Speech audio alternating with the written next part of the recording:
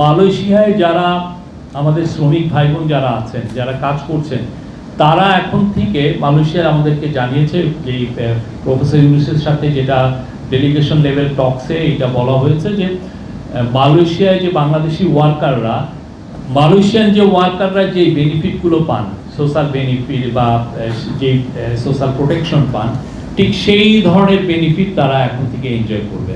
আরেকটা হচ্ছে যে মালয়েশিয়া অনেকে যারা যান তাদের অনেকে ইংলিশের বিষয়ে, ইংলিশ ভাষায় দুর্বলতা আছে বা অনেকে মালয় ভাষা খুব সহজে রপ্ত করতে পারেন না, তাদের জন্য এখন থেকে ওরা একটা বাংলা ভাষায় যাতে কমপ্লেন লঞ্চ করতে পারেন সেই বিষয়ে তারা আজকে এই মিটিংয়ে বলা হয়েছে যে তারা এটা ওপেন করছে বাংলা ভাষাভাষী শ্রমিকদের জন্য।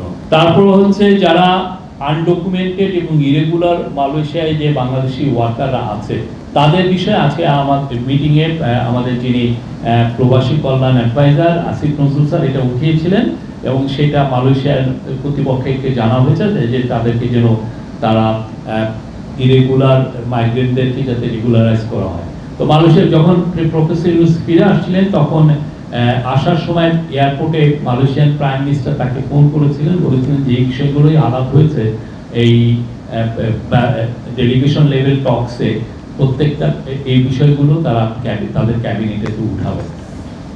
আরো যেটা হচ্ছে যে নিউ রিক্রুটমেন্টের বিষয়ে একটা আমাদের তরফ থেকে আমরা বলেছি যে সিকিউরিটি গার্ড এবং কেয়ার গিভার, আপনি জানেন মালয়েশিয়ান সোসাইটিও এজিং হচ্ছে আর সিকিউরিটি গার্ড, ওদের প্রচুর সিকিউরিটি গার্ডের প্রয়োজন। তো এই দুইটা বিষয়ে তাদেরকে আরো বলা হয়েছে এবং আমরা আশা করছি এটার সামনে এটার বিষয়ে প্রোগ্রেস দেখব।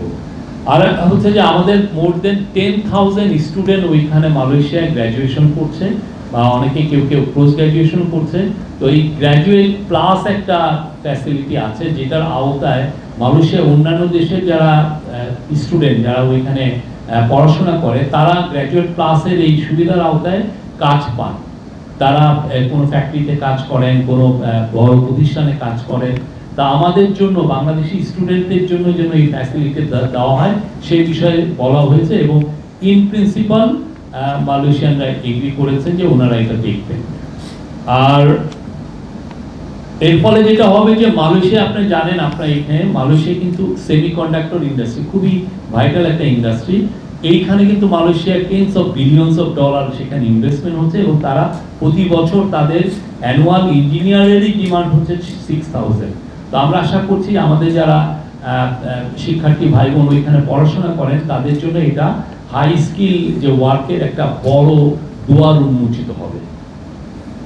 আর বাংলাদেশের যে ডিগ্রিগুলো আছে সেটা যেন মালয়েশিয়া একসেপ্ট করে সেই বিষয়ে ওইটা নিয়ে কথা হয়েছে। আর ট্রেড অ্যান্ড ইকোনমিক্সের বিষয়ে মালয়েশিয়ার সাথে আমরা খুব দ্রুত এফটিএ নেগোসিয়েশন করব। এফটিএ হচ্ছে ফ্রি ট্রেড এগ্রিমেন্ট। আমাদের থেকে আমরা প্রচুর মালয়েশিয়া থেকে মোর দেন $3 বিলিয়ন মতো আমরা খাদ্যপণ্য এবং অন্যান্য প্রোডাক্ট ইম্পোর্ট করি আর মালয়েশিয়া আমাদের থেকে কিছু ইম্পোর্ট করে। তো আমাদের মধ্যে যাতে ট্রেডটা আরো বুস্টিং হয় সেই জন্য এফটিএ নেগোসিয়েশনটা আমরা খুব দ্রুত করব। আমরা অলরেডি, আপনি জানেন, জাপানের সাথে আমাদের এফটিএ নেগোসিয়েশন হচ্ছে, সিঙ্গাপুরের সাথে আমাদের এফটিএ নেগোসিয়েশন হচ্ছে। আমরা মালয়েশিয়ায় রিজিওনাল কম্প্রিহেন্সিভ ইকোনমিক পার্টনারশিপ, ওদের একটা আরসিইপি আছে যেটা আসিয়ান কান্ট্রিগুলোর মধ্যে, এটার সাথে যাতে আমরা যুক্ত হতে পারি সেই জন্য আমরা তাদেরকে বলেছি এই মিটিংয়ে। আর একটা খুব ইম্পর্টেন্ট সেটা হচ্ছে হালাল ইকোসিস্টেম। আমাদের দেশে ওয়ার্ল্ডের 3rd লার্জেস্ট মুসলিম মেজরিটি নেশন।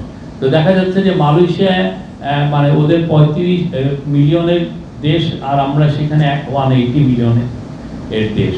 তো ওদের কিন্তু হালাল ইকোসিস্টেমটা খুব উন্নত। ওদের 14টা ইন্ডাস্ট্রিয়াল পার্ক আছে, মানে ইকোনমিক জোন আছে যেখানে হালাল পণ্য তৈরি হয়, হালাল কসমেটিক আছে, হালাল ফুড আছে, হালাল মেডিসিন আছে, সব ধরনের নিয়ে। তো আমরা ওদের কাছ থেকে, চিফ অ্যাডভাইজার সরাসরি বলেছেন, আমরা ওদের এক্সপার্টিস চাচ্ছি।